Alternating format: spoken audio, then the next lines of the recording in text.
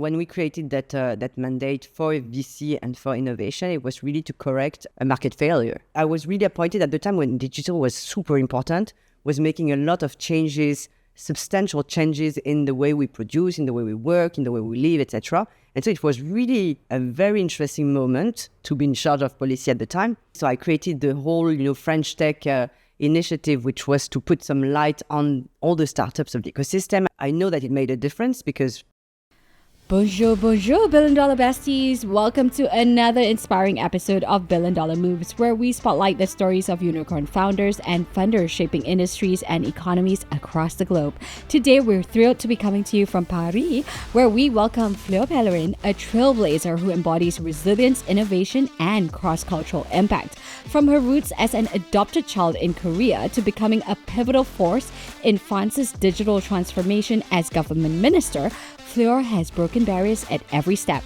Now, as the founder of Korelya Capital, managing over 750 million euros in assets, she's leading the charge in bridging Europe and Asia through strategic investments in tech and premium consumer brands. Recorded in the heart of Paris, this conversation dives into her remarkable journey, her transformative policies like La French Tech, and her vision for global collaboration in venture capital. Let's uncover the moves that turned her story into a billion-dollar force.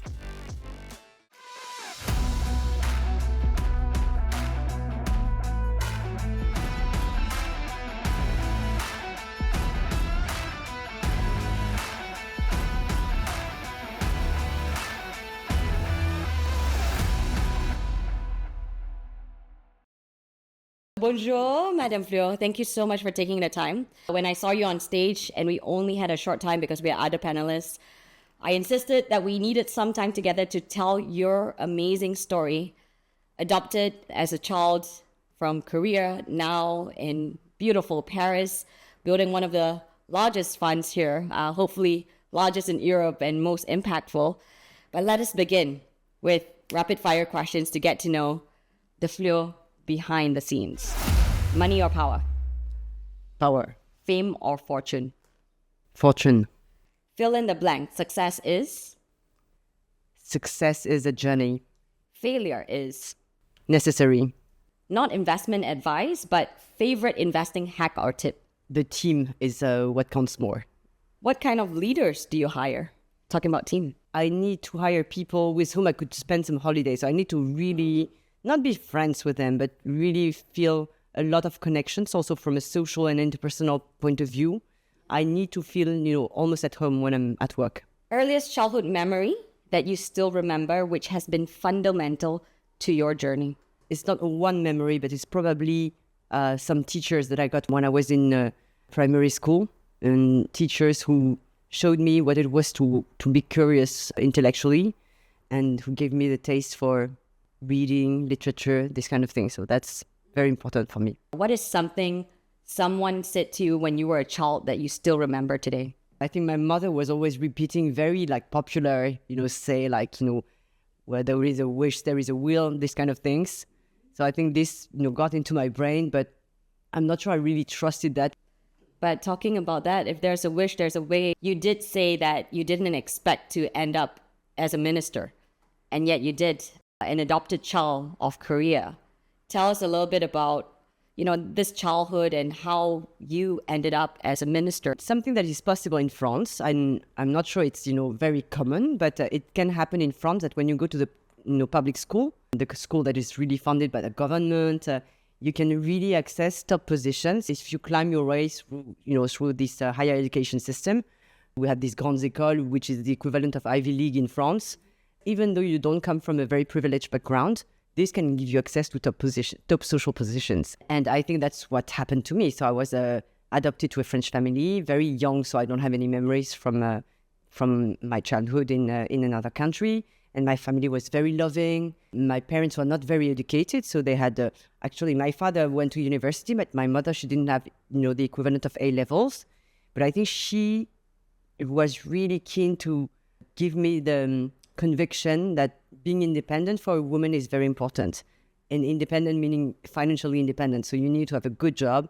And so I think she, without putting too much pressure, in a way that would have been a bit toxic, she gave me the sense of effort just to acquire this freedom to choose my path, right? And so I went to school. I skipped a form because I could read at 4 years old, and so I had my A levels at 16 when usually you get it at 18. I did a very traditional curriculum, brought me to the top from a social ladder perspective.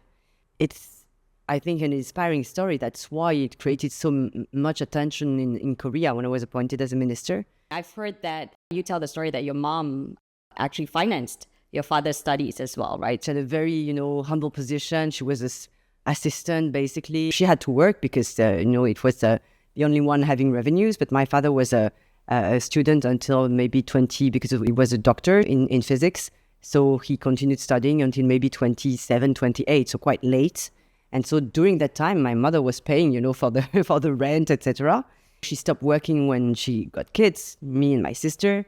And I think she suffered a lot from not having, a job she could talk about socially. She never really said it, but it was really something hurting her very deeply to feel like not at par with some people with whom she could have conversations. Yeah. So how did that influence you in your journey? Did you aspire? Was it, the question when people asked you when you were a child, Fleur, what do you want to do when you grow up? Was it minister?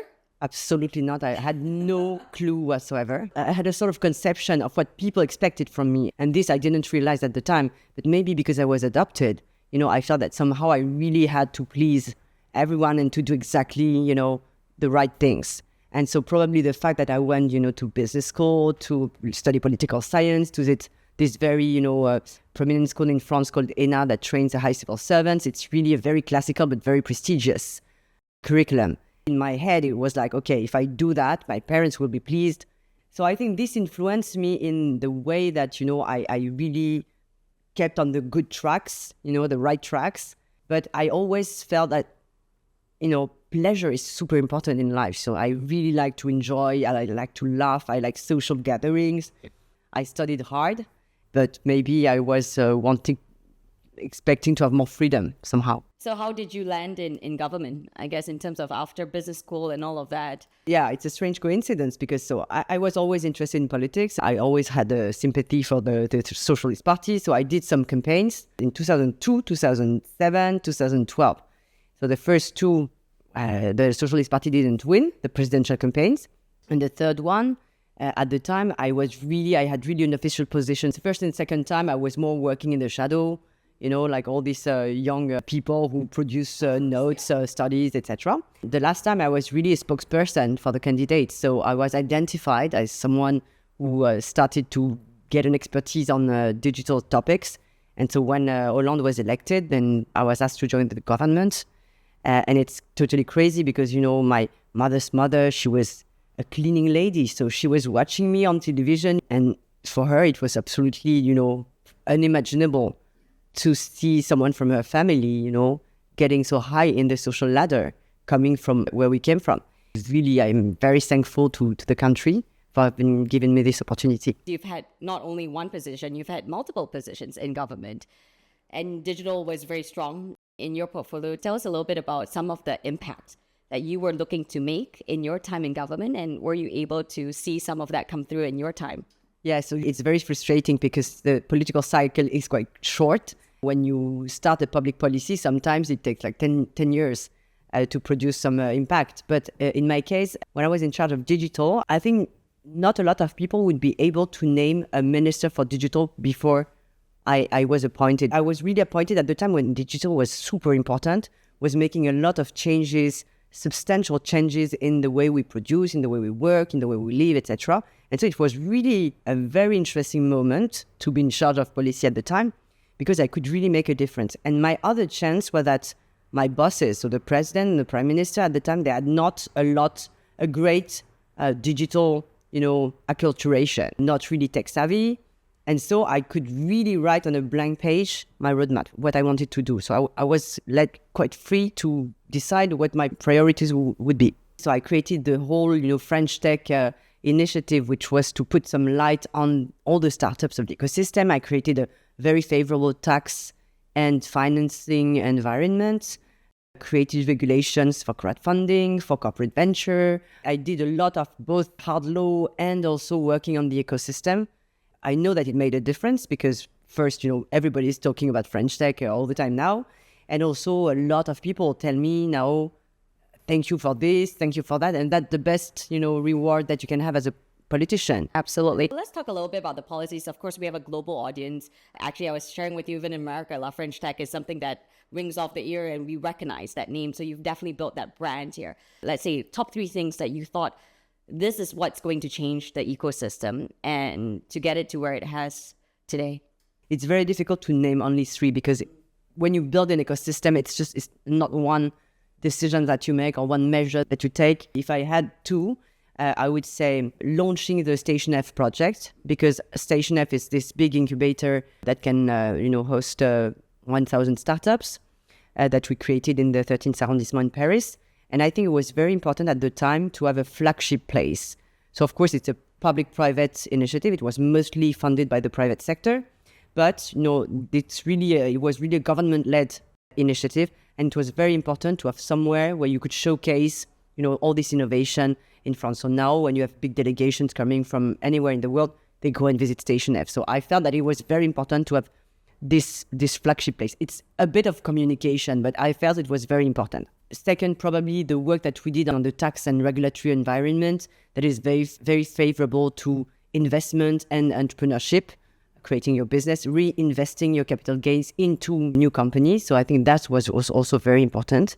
And the third thing was probably, to shed some light on the ecosystem. So the fact that I took a delegation to Las Vegas, for example, to the CES and maybe 150 French startups.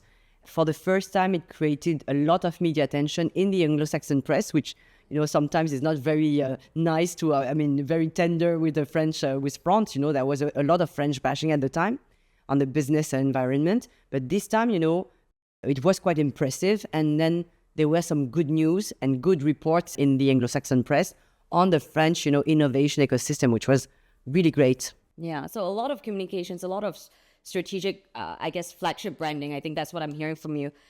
Where do you see the ecosystem today? We talked about it briefly on our panel, but it's been a couple of years since you were in politics, and now you are an investor yourself. If we were to understand the French venture cycle, where are we today? Are we mature? Is there more to be desired? No, we're definitely more mature. There's much more money in the investment industry.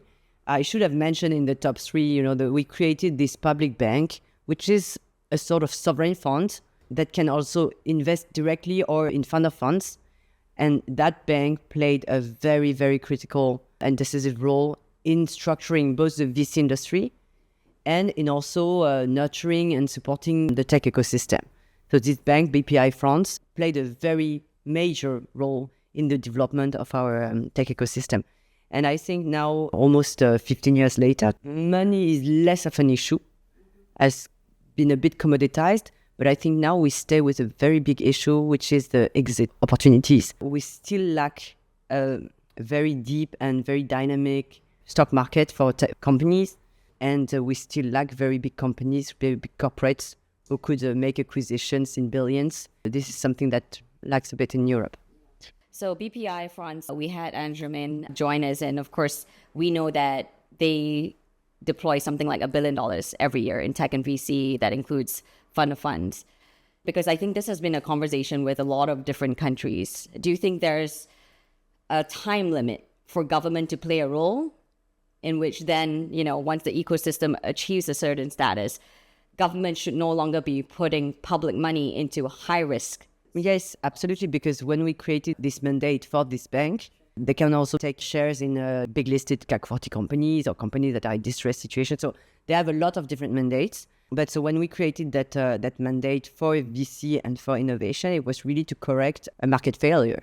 And so as long as this market failure, which is the lack of financing to finance good innovation, then we think that the intervention of BPI remains important. So it's less the case today than it was 10 years ago, for sure. I see it as an investor, in the cases where BPI is a co-investor, as a direct investor. It's a very important signal that is given, when BPI invests. So I think it's still very useful. And hopefully at some point, the VC industry will be mature enough for BPI not to have to stay with this, direct investment mandate. But we're not there yet. About 10 plus years later, you decided actually in 2016 to become an investor yourself, to participate in this economy as a key driver. Why this decision? I'm not sure that I really decided it, actually. I think the circumstances sort of decided for me because my friend, who is the CEO of a very big company, who at the time had a joint venture investment fund with another big company, told me, why don't you, become vice president of this investment fund? Because there was a succession planning going on. The team who founded the company, they wanted to leave. So he told me, you're vice president for 1 year and then you learn the job and then you take the fund. So he put the idea in my head because I had never thought that I would do that. And then it's also because I met with the founder of Naver, which is this amazing, success story in digital in South Korea. And the team of Naver, they really wanted to collaborate with me somehow because they had seen, what I had done for the French tech, etc. They felt that there was something we could create together. And actually, they came very early on. I had not even created the company. I had not even created Korelya. But I managed to raise with them 200 million just to create this fund where we would try to find synergies between France and Korea through investment. It was an incredible luck because I realize now that I've been fundraising for real, how difficult and challenging that is. So the fact that I had the funds before I created the financial vehicle was it's something that never happens. I was very lucky. So almost a full circle moment for you, but of course you almost don't have memories of because you were so young when you were adopted. How do you see, I guess, your identity coming through in the work that you're doing? How are you building Korelya with that in mind? Personally, it's very strange because I was not really interested in Korea before. I had been to many Asian countries, but not Korea. Maybe because I sort of rejected it, unintentionally. And so the fact that I recreated my relationship and that my job today is also working on the relationship between the two countries, the one where I was born and the other one where, I feel really very connected to. It's a nice closure, of this cycle you were mentioning. And probably if I had not been in government, I would never have returned to Korea. Or maybe, at a later stage when I'm very old, I would have been interested to visit the country where I was born. But this really accelerated and gave me the opportunity to go back to Korea. And now I know a lot because I spend a lot of time. I have many friends. I'm really happy to be a sort of gateway to Korea. Now when a French startup thinks about, developing the business or finding a partner in Korea, they reach out to me. So of course your name is Fleur, flower, a very original name, and your mother gave that name to you. And you are doing something original in building bridges with Korea. How do you see the opportunity today in Asia? And is there increased interest in Europe growing globally in Asia? My fund invests in both in tech and also in consumer. So consumer is a really very recent diversification. So for the moment, we have 750 million asset under management in tech. And now we are launching a new strategy that will aim at identifying, sourcing emerging brands in premium lifestyle sectors. So food and beverage, fashion, accessories, beauty, wellness, asset-light hospitality, because we feel that the consumer that likes this kind of hotels usually would like this kind of spa, this kind of cosmetic, this kind of fashion. And so it's interesting to see the convergence of all these, lifestyle experiences. And when you see the strategy of LVMH or, Kering, for example, that goes into entertainment, into hospitality, you can feel that there's a strong connection between the sector. Korea is a very interesting market for luxury. It's the first market in terms of spend per capita. And it's also a great gateway to other Asian countries. So with identifying some brands and some trends in France or in Europe, and then deploying them through Korea in Asia, we feel it's a very good strategy. I think there's still a lot of opportunities because also Korea has, the same way the tech ecosystem has grown in France. I mean, the smart power of Korea has massively developed over the past years. That creates a lot of opportunities. So 750 million euros assets under management. You started strong with the support of Naver. Was it a co-GP arrangement? Was that the structure? No, we don't have much co-GPs it's not very common in France. I really own the company, and then we have the vehicles. So Naver was really like a strong LP from day one, and they wanted you to develop it. So 2016, it's been a couple of years. You have, the last count, was it 7 or 8 unicorns today? I think we must have more than 10 unicorns. More than 10 unicorns. Tell us a little bit about your investing strategy. I mean, in the beginning with tech, when you were building it in the early days, how do you think about before the transition into now consumer? Usually first funds have show very good performances. It's funny, right? And also I had no track record as an investor. My co-founder was a investment banker for a long time. So he had a lot of experience in M&A, IPOs, etc., but not really as an investor. The rest of the team is a very seasoned investor team. But so it was a very strange, very original profile for an investment committee or an investing team. And so I think we decided to be generalist, to be sector agnostic. And we had in mind the fact that, we wanted to maximize our access to Asia. So we were trying to identify companies that were not only promising and potential category leaders in their field, but also companies that could really benefit from, scaling, especially in Asia. It's not really a strategy, but it was something that we had in mind because we felt that our value added would be strong, if we could find this angle. And you were still doing early stage, right? At first, we were doing a bit, between Series A and Series B, and then we really focused on Series B because we felt that, on Series B, Series A, going global is not really a priority. Usually it comes a bit later. We started investing in 2017, early 2017, and we see that probably the fund returners of this first fund, so we need to start monetizing now, actually, in the next 2 years. One is a very wild bet because it's our investment in Bolt, only European competitor to Uber, Estonian company, founded by a super young founder. He was 19 when he created the company. He's less than 30 today, so it's just crazy. And this company, when we invested, no VC wanted to invest because there were only strategic investors. So Daimler, Didi, the Chinese company. So the cap table was very strange and VC people, they didn't like it. But we made the bet because we felt that there was a lot of potential.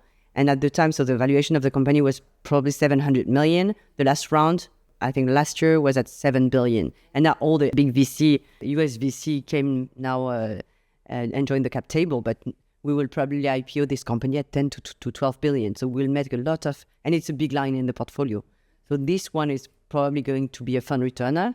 But it was a bit of a wild bet. And maybe if we were more seasoned investors, maybe we would not have done this deal. How did you meet the Bolt founder and hear of this opportunity? We really sourced it because we looked at a similar deal in France, a company that was a French also ride-hailing company. And so because we looked at that company, but we didn't make the investment, we benchmarked the market. And then we found that Bolt had a very interesting profile in terms of growth, in terms of model. I think we did just a cold call to the founder, met with him. He was interested also with our relationship with Naver. At some point, there could have been some, mapping technology that Naver could have also plugged into the company. We didn't do it, but, there was potentially a technological rationale. And so that's how we got in touch with him. So building a generalist fund, there are two schools of thought, right? LPs, I'm sure they've given you many different excuses, as I call them, or reasons for not to invest. And one of the pushbacks for some of our funds we work with is, generalist fund. We're not so interested in generalists anymore. We want specialists. What are your thoughts on that? When we launched the first fund, there were not so many specialist funds. And it started later, so deep tech funds, health tech. And so now it seems that indeed it's easier to fundraise, especially with institutionals, when you have a specific angle and also all these impact related themes like, clean tech, etc. are also easier to sell at the moment or to market than a generalist fund. We still feel that it's interesting for us because we have this Asian angle that is differentiating. It's probably the combination between, this generalist. We try to maximize the leverage that we can bring and that we can have in Asia. And we feel that there's not only one sector that is interesting for that. There's a lot of sectors where it proves very relevant. So we prefer to say generalist for the moment. Yeah. So talking about exits, the lack of exits actually in France, it's interesting that you bring sort of the Asian connection as well. I interview a lot of I was with Peak 15 in India, Sequoia spinoff. I was with a couple of investors as well. And one of the complaints of Southeast Asia, at least, and then a little bit more broadly, Asia, is even the lack of exits, right? The proven returns. So you're in Europe and Asia, where exits are not so good. So is your strategy to then push them globally to list in the US? How are you thinking about building your fund returners for this vintage? We are very opportunistic. So, of course, as a former minister of France, I would prefer, to have a European Nasdaq that, would be very efficient, very liquid. I was mentioning earlier, this company is really European. Even though, now they operate in Africa, they're very successful in many other regions of the world. But if they list, they will list in Amsterdam probably. So they will list in Europe. If a company told me, well, it makes more sense because my business now is in the US to list in New York or on the Nasdaq, you just need to make the decision that is the most relevant and to maximize the chances of the success of the IPO. I'm fine with that, but I would prefer if we had a more efficient market for tech companies in Europe, and I would prefer to have also big, potential acquirer in Europe. And what's the holdback here? Actually, I was with Sophie Nova yesterday as well, and a lot of them were hesitating. The lack of liquidity is very real. What's causing this lack of liquidity? It's a bit cultural. So it's a bit related to the fact that analysts in Europe, they have a more financial profile. They usually come from banks. Whereas I think in the US, these guys, they've done fintech for like 25 years. So they know the sector super well, and they know how to accurately assess the valuation of a company, a tech company. And I think probably it will change over time.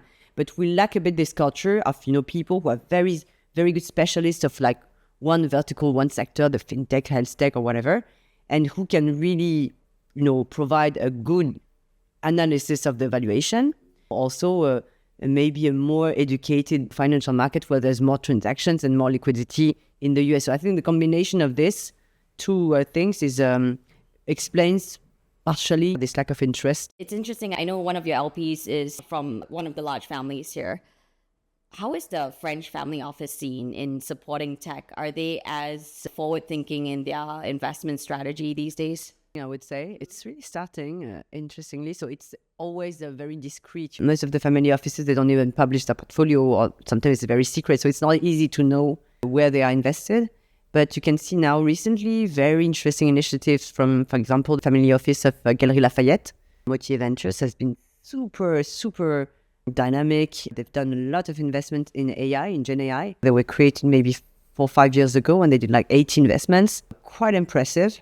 And then you have other players like, Xavier Niel or Rodolphe Sade from CMA CGM. So big companies who are now also starting their family offices, and they're very supportive of the tech ecosystem, acting both with a financial intention or strategic sometimes as well, because, sometimes their investments can be interesting for their core businesses as well. It's an interesting segment of the market. And of course, you are looking to develop that with your consumer focus now. Absolutely. We realized in the discussion that we have while we are fundraising that it's a more tangible product. Sometimes, when you're talking about quantum computing or blockchain, it's a very complicated and it's very technical. And so sometimes for family offices who are sometimes very sophisticated, but sometimes they have a different approach than, financial institutions. Talking about something that is really tangible. There have been, and there still are, interesting success stories in the past years and now. And so seeing these success stories, I think, gives some tangibility and motivation because it's a very resilient sector. And tech, has been very volatile. So it can be reassuring also. So what are the trends that you're excited by now that you're shifting focus? I know you talked about, I guess, like the luxury market and how things will be add-ons into the luxury space. What else are you looking towards and are excited by to invest moving forward? Beauty is a very interesting category, especially like the perfume, so the niche perfume brands. You can see very fast successes in this field with very interesting margins. So it's companies that executed well can lead to a very profitable businesses and great growth. The problem is very crowded. Also in the food and beverage, recently you can see very interesting trends like, the non-alcoholic beverages. The most difficult for the moment category was probably fashion, because fashion is going through a very complicated cycle, both on the mass market, from mass market to luxury. Fashion is probably very difficult to execute at the moment. Yeah. And so how are you rethinking this with venture, with tech? You're aiming for that 3x return. How are you structuring this fund? Is it still venture type returns that you're aiming for? Definitely, because we invest at a moment where the companies are doing between 5 and 15 million revenues, let's say, close to profitability. And so what we expect is to bring them to a level where they will be at 50 million revenue plus. And we think that we can really leverage the platform that we have with Korelya in terms of digital. So our knowledge in e-commerce, technology supporting in the development of your business. I think it's a very good combination to the consumer on one side, but to also have a team dedicated to tech and have synergies between the two. Growing the brands through tech, e-commerce and Asia, I think it's a very relevant strategy. You talked about both as one of your success stories. Is there a failed investment that you reflect on? What are some of the learnings that you could share? We are quite lucky because for the moment, and I hope it will stay like this until we liquidate, it's not, this is touch wood here. We don't have a line that goes to zero. So we have companies that have been disappointing because the growth has been very flattish and not, stellar. But it's not companies that, we will have to write off, I think. Those who have been a bit disappointing were companies where I think we misanalyzed the market conditions. So, for example, there's one company which is an application for learning languages. We underestimated the power of competition and especially the budget that this competitor had for marketing. The application is great. The founders were great, but I think it was very difficult for them to fight against a company that had raised hundreds of millions and that were spending a lot on customer acquisition. So sometimes it's not totally related to the product or the team, but misunderstanding of the competitive environment and what it takes to be successful. So as we wrap up today, I mean, you've had quite a journey. Adopted, built your life here, became valedictorian in everything that was possible, basically, in the best goals, as you said. Minister, government, and now raising more money, of course, for your mission under Korelya.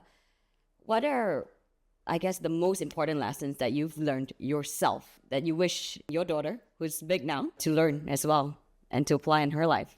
I think I would say that if you do something where you need a partner, and creating a company is a very solitary exercise, actually. So you really need to find the partners, and it's difficult to know, beforehand, that you can really trust, as if it was someone from your family. Because I learned, and it was not my background, because I came from a civil service background. The relationship with money and power was totally different. So it was not really, I'm not a very ambitious person. I'm not craving for power or for money.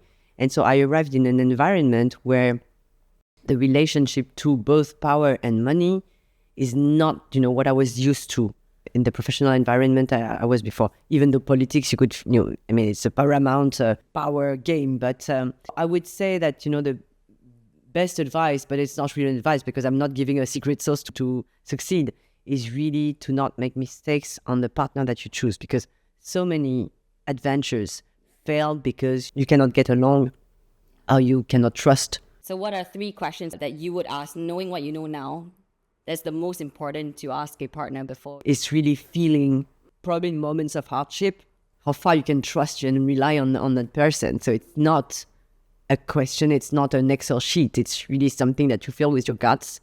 And this is why it's so difficult to not make mistakes, because, they are not an obvious way to not make mistakes. You can have recipes, you can make ref calls, you can, sometimes you get excited about someone, you forget to just inquire about former experiences, relationship with other people. And this is super important because, collecting a lot of views, even if your view can be independent from them, is very important. So I would say no rush, take time to really try to assess as much as possible the potential development of your relationship with the partner. That's very important. Yeah. And finally, of course, we have to end with a message for the women. You've had quite a path, but a lot of women still struggle. I mean, we came together because we were trying to drive more awareness for the gender venture investment gap and catalyze capital towards it in the way that you are. What needs to change here? What's your message for funders, capital allocators in funding women? I think really LPs must change first. What we were discussing during the conference, you can see that sometimes there are things that are really vicious circles. I, as an investor, I say, my deal flow, I'm doing tech, late stage tech. I have maybe less than 10% of female founders. And so if I need to commit to invest 30% into companies founded by women, then I need to report that to my LPs because, the LPs, they give you a mandate. If it was my money, I could make that commitment. But if I'm taking someone else's money, I need to make sure that he's fine with that.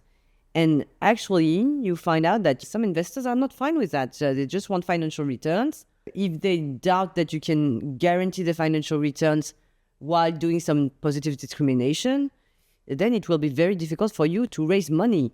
So we need to educate, I think, LPs to have maybe more specialized LPs who would invest money into female-led funds, who then would make more easily a commitment to invest in, a certain quantum into female-founded companies. And you made an interesting comment towards the end, actually. You said, look, there was a special law here for boards to get women in the boards. And the moment it was tied to incentives, suddenly they found all the women. And you think this should be applied in venture in some way? It's very difficult to find the right way to apply it to ventures, because in a board, it's true that you have a responsibility towards the company. So you need to really create the board that will be the most beneficial for the company. In a fund, you really need to give some money back. I mean, it's applying the same positive discrimination policy is not very easy. But I think there could be, a sort of agreement from all sovereign funds, for example, at the European level. If all the sovereign funds had decided to create a sort of constraint, if the French public bank gives me 10 million, then I need to invest 10 million or 20 million in France. Well, they could say, you need to invest at least this amount of money into women. And then maybe because it's a constraint, maybe they could allocate this money with less due diligence, or maybe give you an incentive in terms of getting more carried. I'm sure there are things you could figure out to create those incentives that would, allow GP to feel more at ease with positive discrimination. So a carrot and a stick, as you say. I think so. All right, final words as we end here. To a funder and founder tuning in, inspirational message. What's one key takeaway as they're building? I mean, venture today, yes, things are getting better, but it's still tough for GPs. The fundraising winter, I don't know if it's over yet. I can tell you it's not over yet. I think we're in the middle of it. I was a late entrepreneur because I really started very late, and I think I did not take enough advice because I was not also in an environment with a lot of entrepreneurs around me. I mean, I didn't know that many, and so I think I did too much alone. And this I regret, because I think I would have been smarter listening to advice or, similar experiences from friends. Well, this is the very reason we have $1 Billion Moves, to capture the sum of all your experiences. And we thank you for the privilege of your time hosting us here in beautiful Paris in your office.